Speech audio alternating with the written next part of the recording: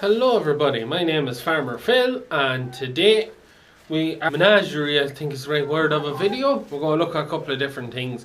But first things first, I'm just in here with our latest addition to the farm, the latest stock, our chickens. So we have two leg bars, or not leg bars, leghorns. The two, I think they're silver leghorns. We've three buff Sussex, the brownie coloured ones, and then we've white Pekings. We have a hen and we have a cock, and the cock is the only one we have here. We got him because when you have a cock, it stops other hens from fighting with each other, because the cock is the king of the roost, rather than having the hens fighting with each other. So Liv is just getting water and that for them. But I said I'd just show you our new stock. We have them, what, 2 weeks now, 3 weeks? So I suppose we have them a while now. I meant to make the video earlier, but I didn't really get around to it. But anyways, so that is them. 3 buff Sussex, 2 leghorns, and 2 Pekins. I don't know which way to pronounce it. So just on a bit of a backstory with chickens. At my height with chickens, I used to have about 250 chickens between cocks and hens and chicks, and I was at all sorts of different with them. I had multiple breeds. I had Polands, which had afros. I had Silkies, which had fur instead of feathers. I had Transylvanian naked necks. I had light Sussex, buff Sussex, speckled Sussex, Rhode Island Reds. I had Bantam light Sussex. I had Seabrights, Gold Dutch, Gold Duckwing, no, Silver Duckwing Yokohamas, or Yokohamas, Brahmas. Oh Christ, I had a world of chickens, but when I went to college I had to sell them all, and we only just got back into them, trying to have a few eggs for the house, but so far no eggs. But all the back hens are point of lay pullets. I suspect the Peking is a bit older, and then the cock, he's a bit of age in him as well. But that's them. Hopefully now next year when the show season starts, we might bring some of them to the shows. When I did all the chickens, I used to do a lot of showing with them. I used to have my father's old sheep trailer, little single axle yoke. I took it and renamed it the Chicken Chaser, and I had boxes for carrying chickens to shows and that. And when we do get to that time of the year, I might show you how we prepare chickens and that, because I love me chickens. So that's it. We'll get on now. We'll go look at the other things of today. So we're going to look at our biscuit meal that we got. We'll look at that next, and then we're going to go in and look at her cover crop on the Dowd farm, and we'll pop the drone, we'll fly over that, and we'll go check the calves are in there as well. So we'll get to that and keep it. So now everyone, we're in the meal shed now. You can see our maximum. So this is what we call biscuit meal. I don't actually know what it is called. It's not primarily biscuits, but confectionery meal. It's literally just broken up bars of chocolate and biscuits and all sorts of sweets and confectionery and stuff.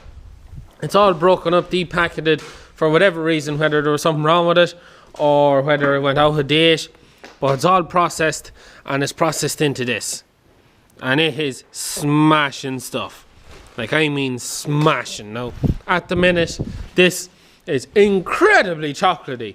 When I say incredibly, if you could smell the smell of this, it is just so chocolatey, it's ridiculous. I'd say now if you held it in your hand long enough, it'd actually melt. But also something you can see, there is little bits of plastic in it. Just mind, must have been able to get down, but it's all milled and dried, and it is ferocious feed, and it is cheap feed. Now this stuff come outside of Manchester. We got a load of it last year, and that load come out of somewhere in London, I think, Sugar Rich, out of England. But we get it through a third party in Ireland that looks after hauling it in, and the department and all of that. But I tell you now, anyone that's finishing Frisian bulls, Jersey bulls, anything like that, you cannot get better than this. It's absolutely fantastic stuff for putting fat on Frisians. Just to give you an idea of the statistics I've done with the database on the cattle, the year before we used this, we averaged with the Jerseys, Frisians and Frisian Cross 2-. Not great. You definitely want better than that. Last year when we used this, we brought the averages on the Jersey Cross, Jersey Frisian and Frisian Cross to a 2+ across the board. We had bulls killing 4 minuses off this. It is phenomenal stuff to put on fat. You only feed a little bit of it, and it's cheap. It is, relatively speaking, compared to buying the likes of our balancer there, that is cheap, and that does a savage job on cattle. That is, couldn't recommend it enough. But anyways, I think I've ranted on long enough about her. We just call it biscuit meal, confection meal, whatever you want to call it, chocolate. Fantastic stuff. Highly recommend it to anyone that's finishing dairy beef.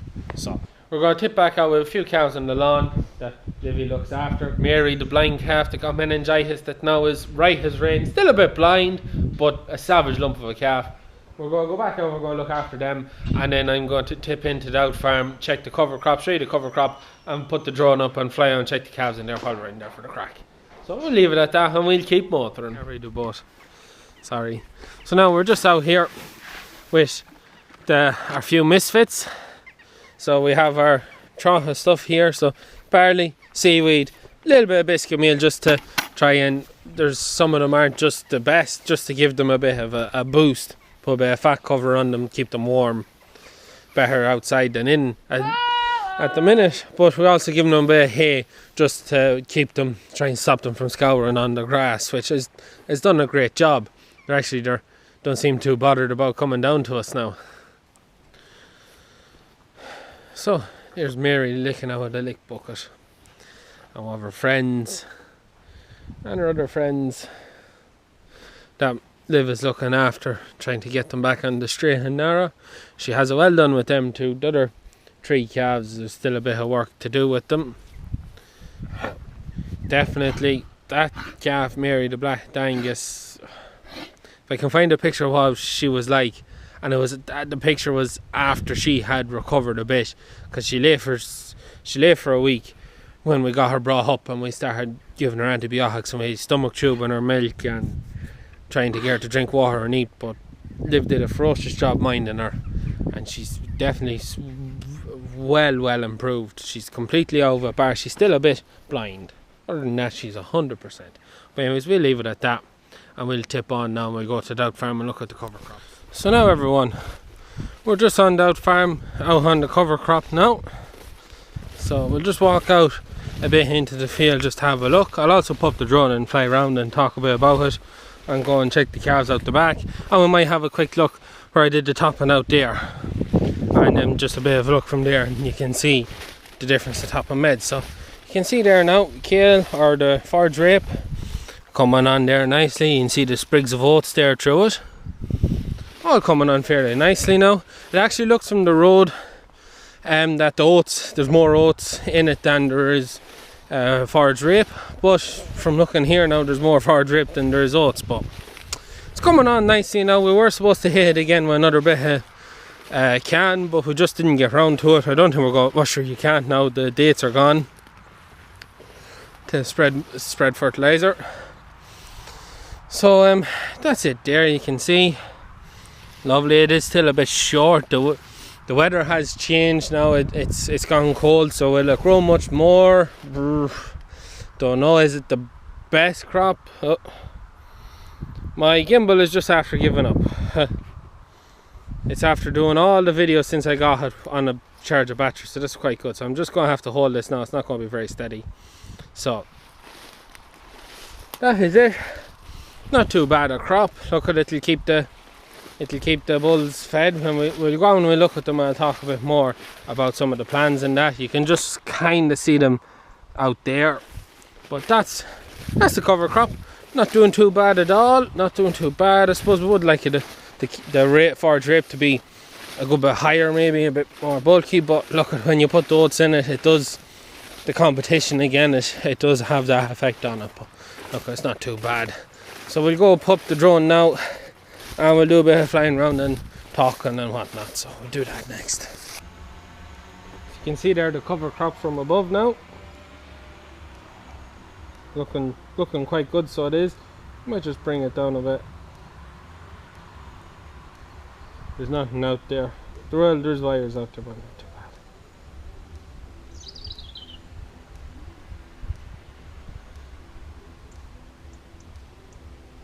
But the whole field now, that's quite happy with what's out there now.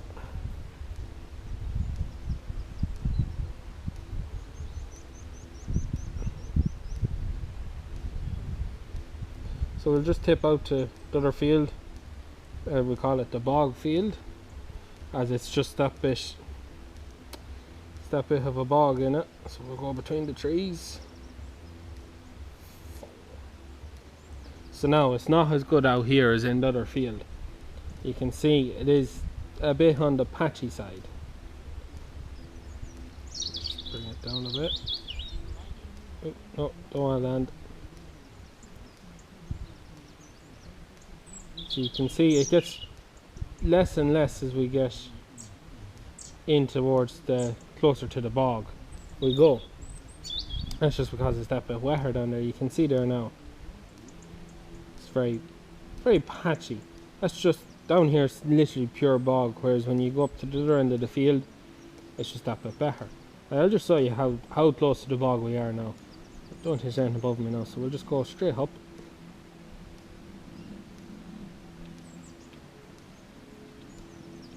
So you can see there we are literally on the very edge of the bog, and that's literally that end of the field is just pure bog.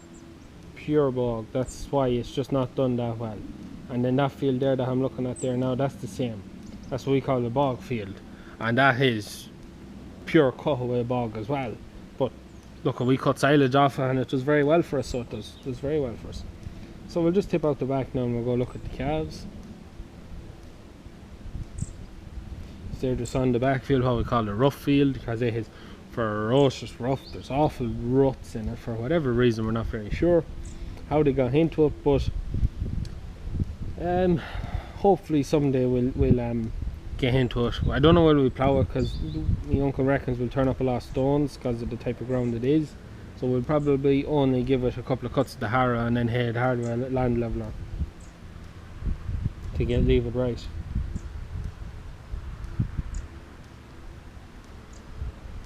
So there is the calves.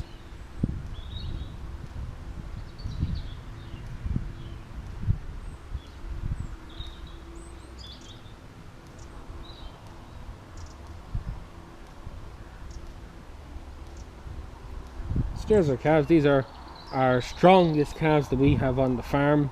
These are either the oldest or the best. There's 50 in here, and our plan is to keep them out here all winter as long as we can. When they use up all the grass and the cover crop, I don't think you can eat till after the 1st of December. Now, I could be wrong, it could be later than that, but we still have a lot of grass in here for them. We kept it that way because we want to keep these lads out all winter as best we can, so that we can put these lads in about March, April for finishing, and then be finishing them around June, July, August, so that we have a bit of cash flow during the middle of the summer.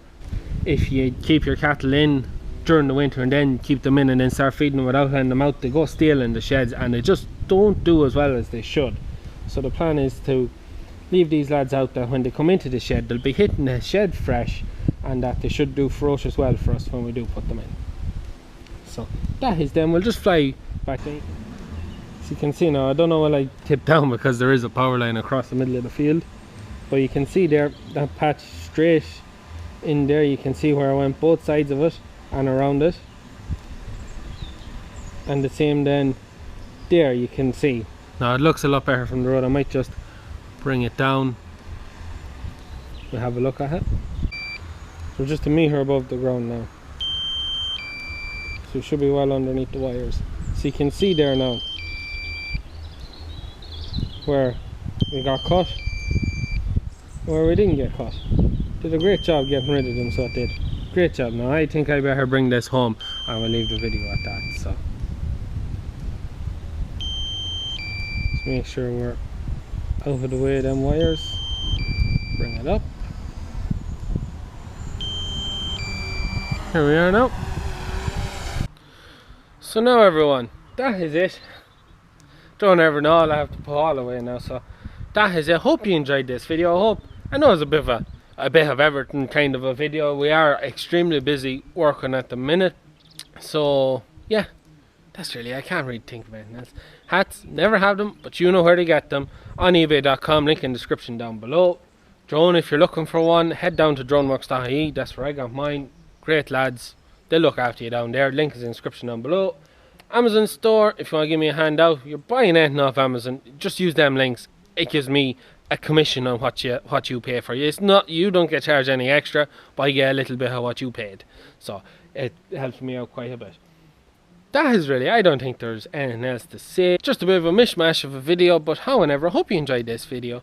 That is it from me. Please like and subscribe to my channel. Good luck.